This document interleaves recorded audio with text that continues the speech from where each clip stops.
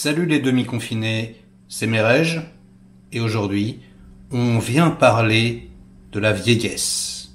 Oui, la vieillesse est un naufrage, on le constate très souvent à Hollywood et dans le monde du cinéma, et je voulais revenir avec un tout petit peu de tristesse, les yeux embués, sur la récente carrière de nos idoles, celles qui ont bercé notre enfance, notre adolescence, et que l'on voit s'enfoncer terriblement et inexorablement vers, des abysses nauséabondes. Je pense à Bruce Willis, je pense à Nicolas Cage, mais je pense même, et c'est plus surprenant, à Sylvester Stallone, Mel Gibson, Arnold Schwarzenegger. Ouais, c'en est fini.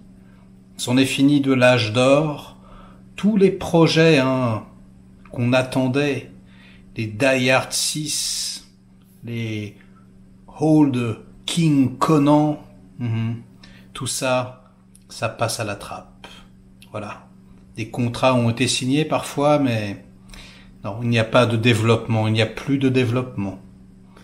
Mel Gibson, même lui, se retrouve à jouer dans des daubes de cet acabit. Il y a la critique sur ma chaîne, si vous voulez. Sylvester Stallone, même lui, Vous avez déjà entendu parler de ce film? Bah non.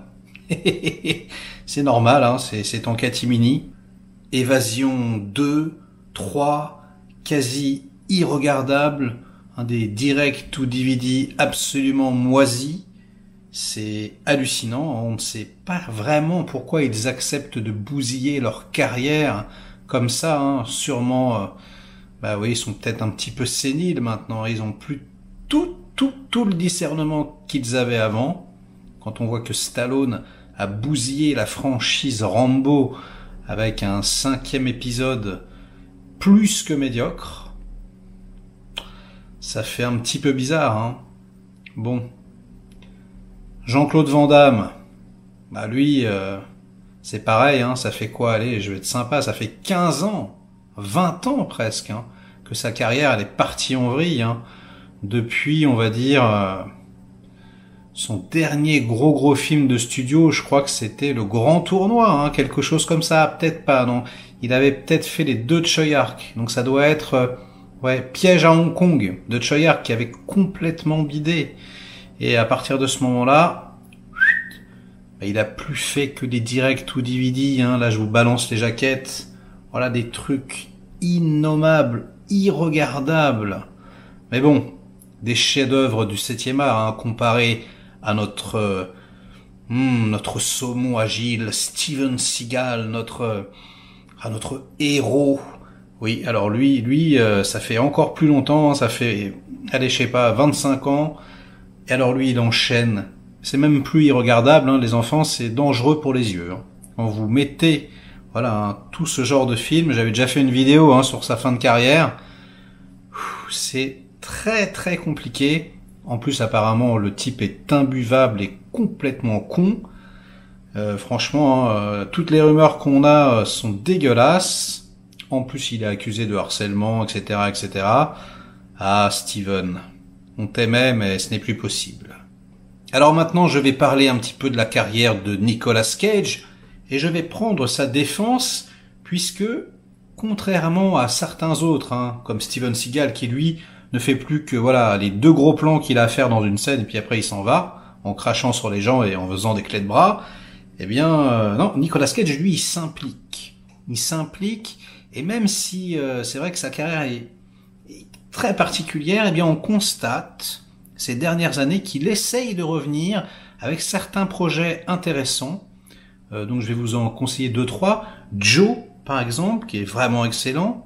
Dernièrement, on a eu Mandy aussi, avec un Nicolas Cage hyper impliqué, over the top, mais vraiment qui fait ce qu'il faut. Je veux dire, il continue son métier de comédien, il y croit encore. Et puis surtout, Color Out of Space. Alors celui-là, c'est carrément la meilleure adaptation de Lovecraft. Il y a la critique sur ma chaîne également. Et ça, je vous le conseille fortement. Alors Bruce Willis, vous le savez, hein, moi Bruce Willis, c'est mon acteur chouchou. Hein. C'est vraiment l'idole de mon enfance. Lui, on peut encore peut-être un petit peu lui pardonner, puisqu'il a pris la décision, hein, je sais pas si vous le savez, lui c'est $1 million la journée. J'adore.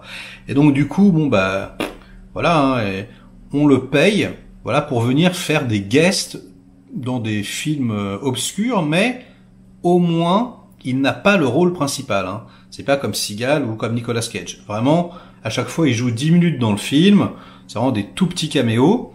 Et quand il sort un film de cinéma, comme par exemple là le remake hein, d'un Justicier dans la ville, eh bien là, voilà, c'est bien fait, il s'implique, il n'y a pas de problème. Et voilà, il essaye quand même de se bouger un tout petit peu le cul.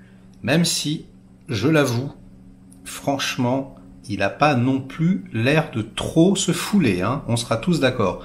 Mais au moins, bon, voilà, il s'est pas dit, bon, je vais faire des rôles principaux, hein, non, et voilà, il se contente de faire des pubs, de faire des petits rôles, de faire des trucs comme ça, et ça lui glisse dessus. Sylvester Stallone, c'est quand même plus compliqué, hein, parce que là, il a bousillé une franchise, hein. Ça fait flipper quand même, hein. Même Creed 2, on sent qu'il n'était pas super impliqué non plus. À la base, il devait réaliser. Et puis finalement, voilà, hein, il a laissé la main. Ok, il est en train de remonter Rocky 4.